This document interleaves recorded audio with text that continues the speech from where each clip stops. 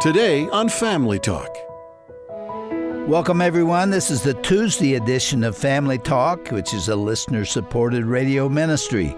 I'm Dr. James Dobson, and I'm delighted that you've joined us because we're going to continue to hear from my dear friend, Dr. Ben Carson. Man, how I respect this man.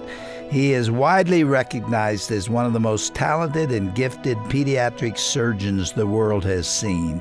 Dr. Carson is also a best-selling author, speaker, and godly husband and father. And many of you know his current title is as the U.S. Secretary of the Department of Housing and Urban Development in the President's Cabinet. Yesterday, you heard Dr. Tim Clinton's conversation with Dr. Carson that emphasized HUD's many accomplishments. Shortly after yesterday's interview was recorded, Secretary Carson took the stage at the Western Conservative Summit in Denver. My team was able to get a copy of that presentation, and that's what we want you to hear today. Secretary Carson spoke on the importance of the home, not just as a physical building, but as an emotional and spiritual place of growth for every family. He also touched on the optimistic outlook of America's economy and explained how we can create change in our own communities. This is a great message, and I'm eager to let you hear it. So let's listen now to Dr. Ben Carson's comments at the 2019 Western Conservative Summit.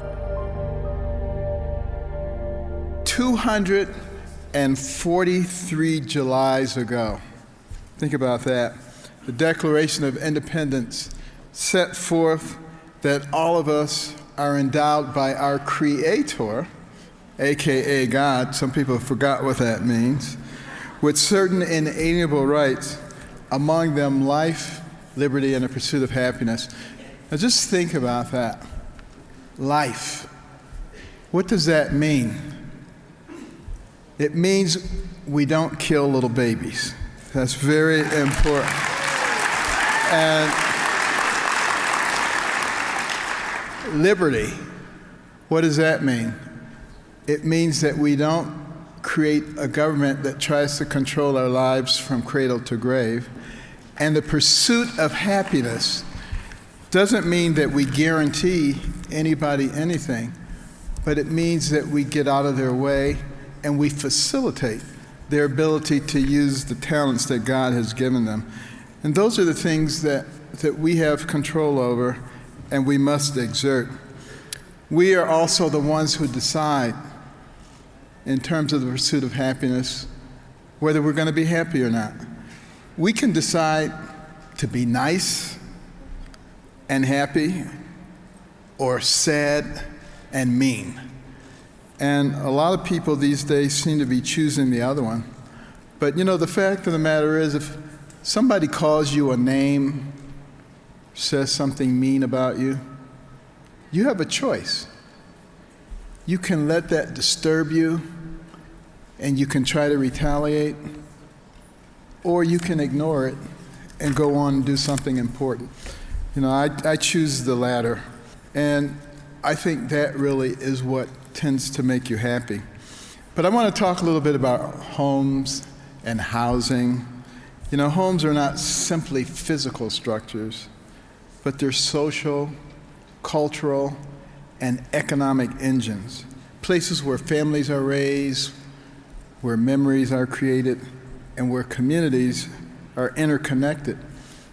Also, housing is the largest sector of our national economy, not just in terms of GDP, but in terms of the impact that it has on the lives of American families. You know, when I think about the importance of housing, I remember as a youngster, I loved being at home. We lived in one of those little 700 square feet GI homes. But, you know, back in those days, families were raised in 700 square feet places and they were perfectly happy. And, but when my parents got divorced when I was 8 years old, you know, we were homeless. My mother only had a third grade education. Fortunately, some relatives in Boston took us in. Tenement, multifamily dwelling, rats, roaches, everything you can imagine, violence, gangs. And the goal was always to get back to our home in Detroit.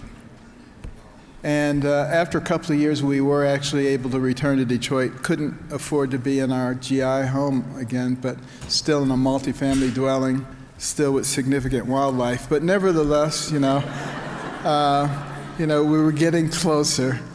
And, a few more years after that, and through my mother's incredible hard work, she worked 2 and 3 jobs at a time.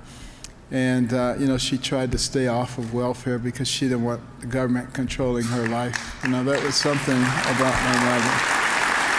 But we were able to return to that home.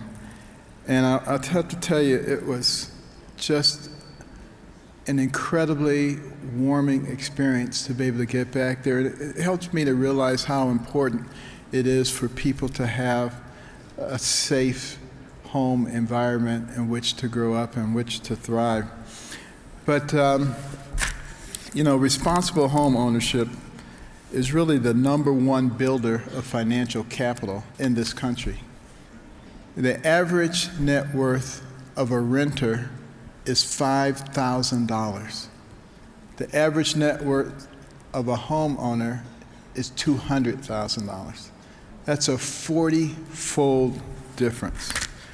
And that's why, we see the wealth gap that people are talking about so often. And it is important for us to be thinking about ways that we can create home ownership, but it has to be done in a responsible way.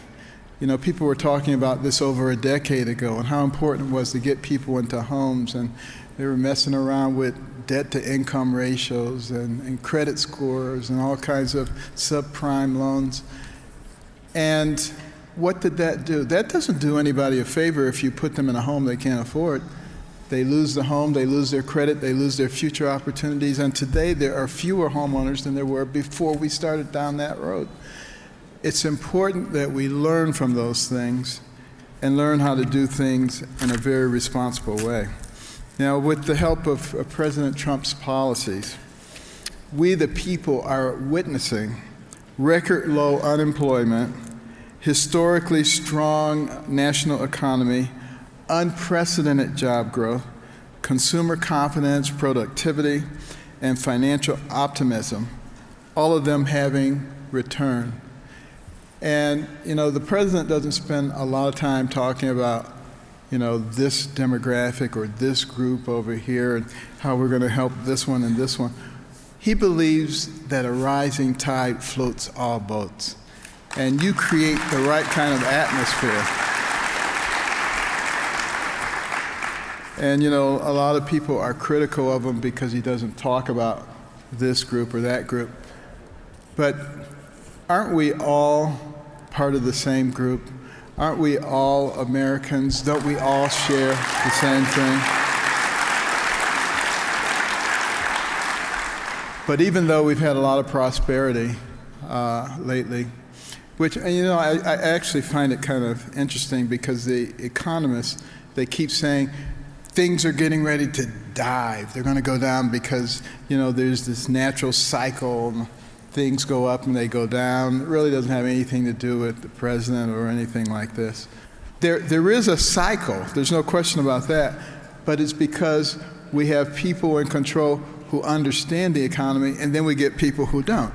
So if obviously if you were suddenly to have a bunch of people who came in, and I'm not talking about any particular party or group of people, I'm just saying if you had a bunch of people who came in, they said, let's raise taxes and let's create a whole bunch more environmental regulations and other kind of regulations, guess what would happen to the economy? It would go right down. So that's where the cycle occurs, and I think it's very important that the people of our country understand that this is not just a natural phenomenon. It has a lot to do with the people that we put in office.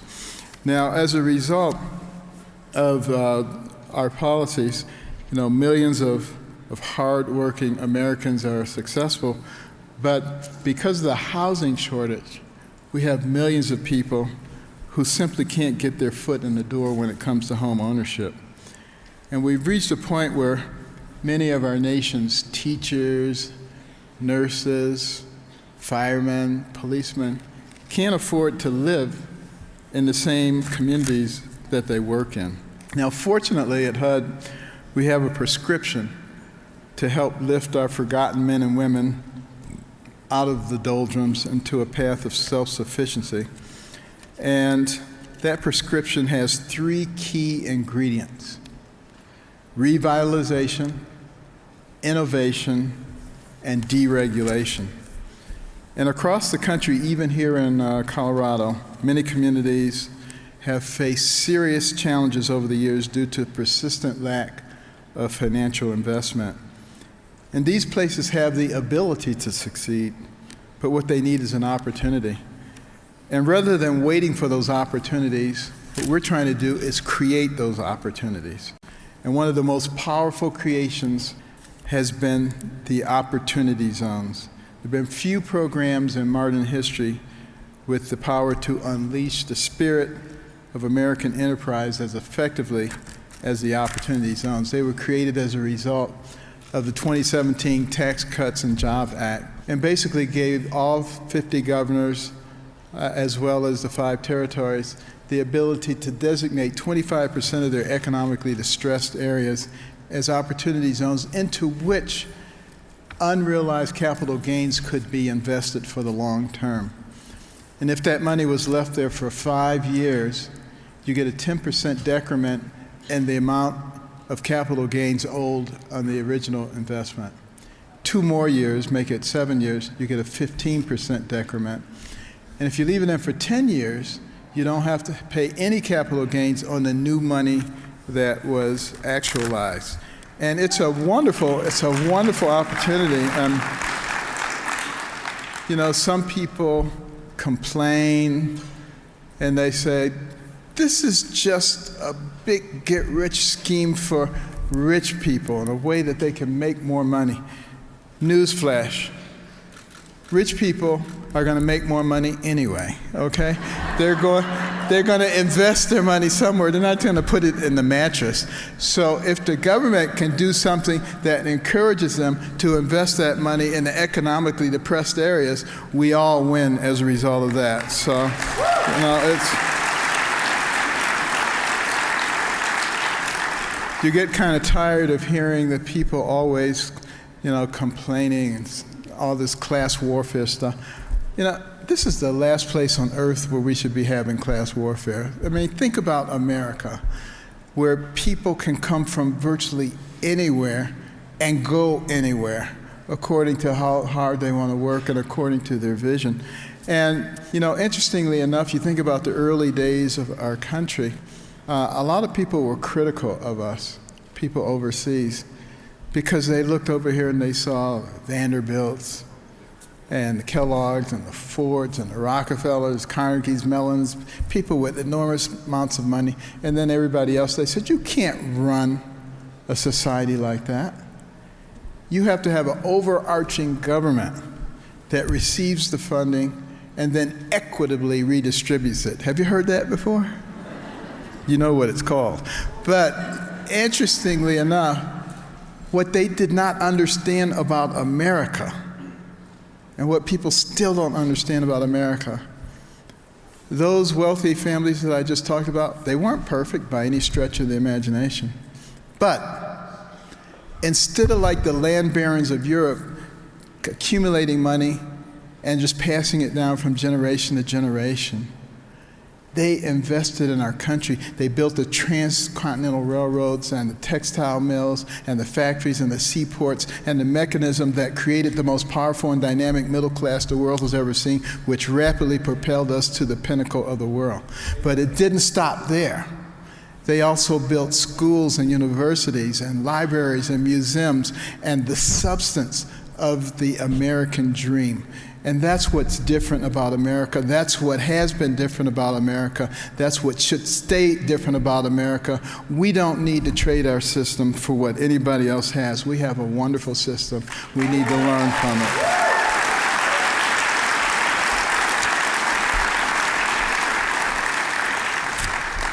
But these opportunity zones, lots of wonderful things are happening. We already are seeing that the land in opportunity zones is being evaluated at 20% increase versus 10% in the non-opportunity lands. So guess who owns that land?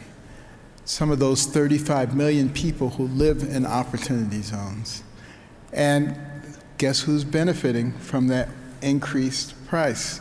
Those people who live there. So the people who say that certain people are not receiving benefits are not looking at that.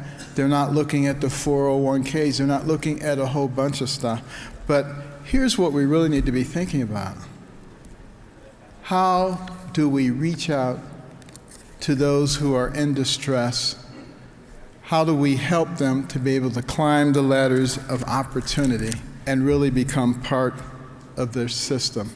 How do we not get into our respective corners and start demonizing other people and creating such division?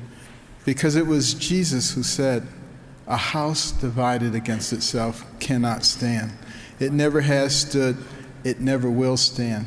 And we each have a sphere of influence, and we can use that sphere of influence to resist the purveyors of hatred and division that are trying to destroy this nation. And we should never be a part of that. Now, to ensure that the opportunity zones reach their full potential, last December, President Trump established the White House Opportunity and Revitalization Council, which I have the privilege to chair. Scott Turner is our executive director. He's been doing a great job. And the Revitalization Council consists of 16 federal agencies and federal-state partnerships with a mission to make better use of public funding in the revitalization of economically distressed areas. We've already identified 160 federal programs that can be used to increase investments in the zones through grant preference points, loan qualifications, reduced fees, and modifications of eligibility criteria. So these are really exciting times, for the government's entrepreneurial spirit and aligning it with the private market. And the Revitalization Council is also doing listening tours, hearing from the entrepreneurs, the investors, community leaders, on things that they think would be helpful in the creation of these zones. And we're fighting hard to make sure that all the voices in the western states and throughout the nation are heard, because all the best ideals don't necessarily come from Washington. In fact, most of them don't come from Washington, but they come from the people, and if we're willing to listen to them, and the government needs to recognize the people don't work for the government works for the people. That's the way it's supposed to work. Now, a lot of our bravest citizens, our military, are the people that sometimes come home and find themselves in a homeless situation. And, they have a lot of trauma. 1% of our population protects the other 99% of us.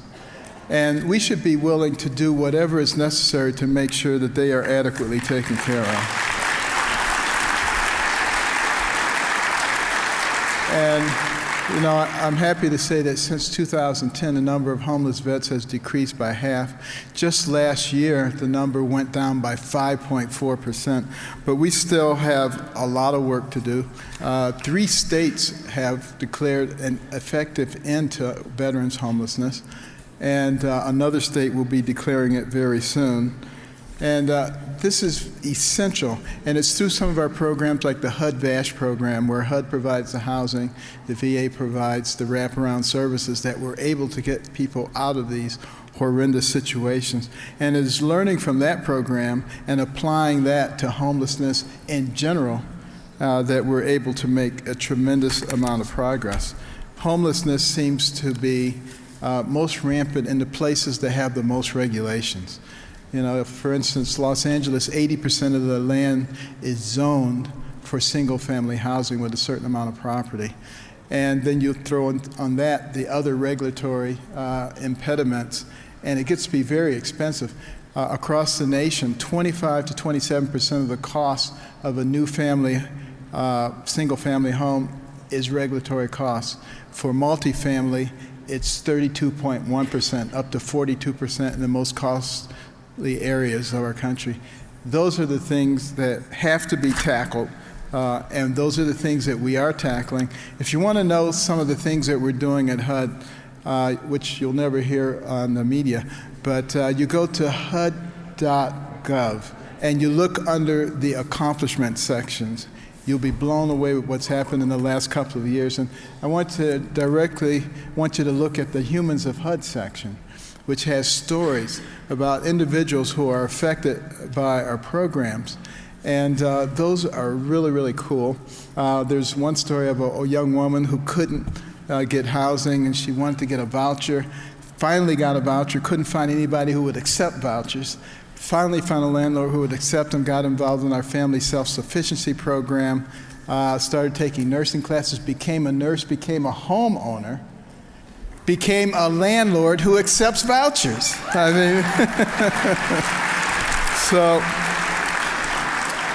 it's pretty cool. And you'll also read about our showcase of innovation for affordable housing techniques, which was on the National Mall a month ago.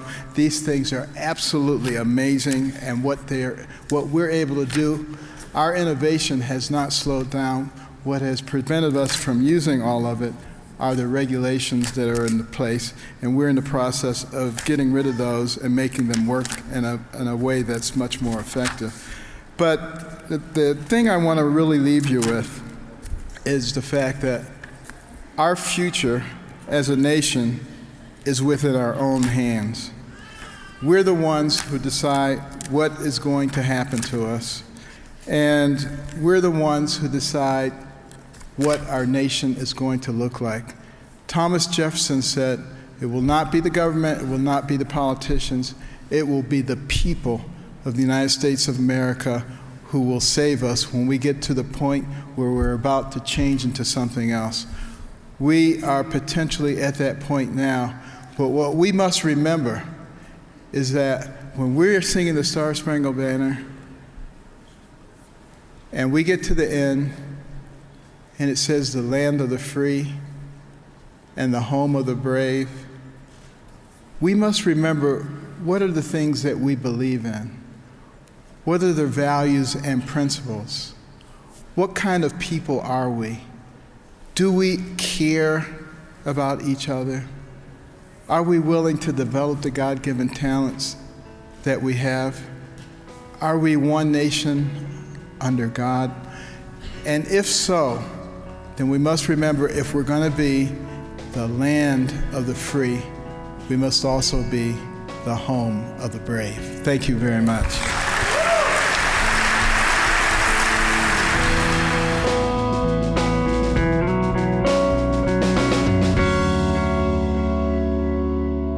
Well, what a profound statement to end today's Family Talk broadcast on. You've been listening to a presentation from Secretary Dr. Ben Carson from the Department of Housing and Urban Development. I'm Roger Marsh, and I hope you enjoyed this thought-provoking message. There's an immense responsibility on every citizen to do our part to preserve our country's future.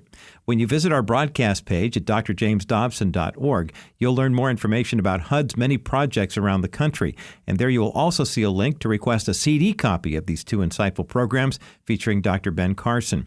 Simply click on the Order a CD Copy link to get your hands on this two-part presentation. Go to drjamesdobson.org and then tap on the Order a CD Copy button on today's broadcast page. As we wrap things up for today, won't you consider blessing the Dobson Family Institute with a gift of any amount? These summer months have been very tough on us financially, and we truly need your support. Go to drjamesdobson.org to learn how to partner with us. That's drjamesdobson.org. Or call toll-free 877-732-6825. That's 877-732-6825. I'm Roger Marsh. Thanks for joining us today. Be sure to join us again tomorrow for another edition of Dr. James Dobson's Family Talk.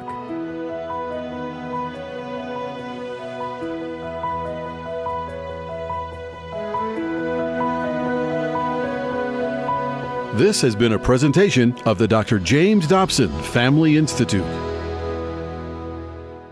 This is James Dobson again. As we close today's program, I just want to thank so many of you out there who make this broadcast possible with your contributions. And I want to tell you how much your generosity is appreciated. Hello, everyone. Roger Marsh here for Dr. James Dobson's Family Talk. The news comes in all shapes, sizes, and formats these days, but how do you cut through all the noise and get to the heart of the matters that affect your family? Well, come to Dr. James Dobson's Family Talk and sign up for Dr. Dobson's monthly newsletter. You'll find clarity on tough issues, encouragement for daily life, and trusted principles to help you build strong, healthy, and connected families. Go to drjamesdobson.org and sign up today. That's drjamesdobson.org.